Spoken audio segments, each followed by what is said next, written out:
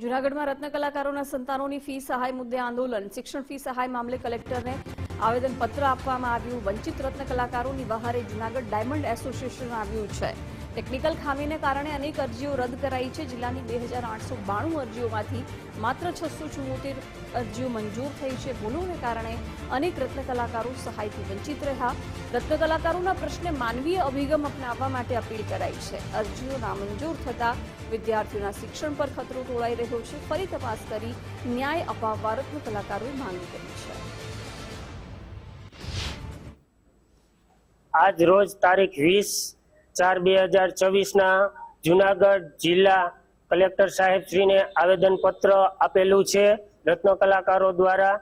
અને રત્ન કલાકારોને જે સહાય નથી મળેલી 2892 ફોર્મ ભરેલા હતા અને તેમાંથી માત્ર 677 જણાને સહાય મળેલી છે. જિલ્લા ઉદ્યોગ અધિકારી પાસે જાણવા જતા તેમના દ્વારા અમને એવું જાણવા મળેલું છે કે તારીખની જગ્યાએ માત્ર વાર જ લખેલા છે, તારીખની જગ્યાએ માત્ર મહિના અને વર્ષ જ લખેલા છે. આવી તમામ અરજીઓ અમે રિજેક્ટ કરેલી છે. કે જે રત્ન કલાકારને રત્નદીપ સહાય યોજના લાગુ પાડવાની હતી તેમાંથી 20% મળેલ છે, 80% મળેલ નથી.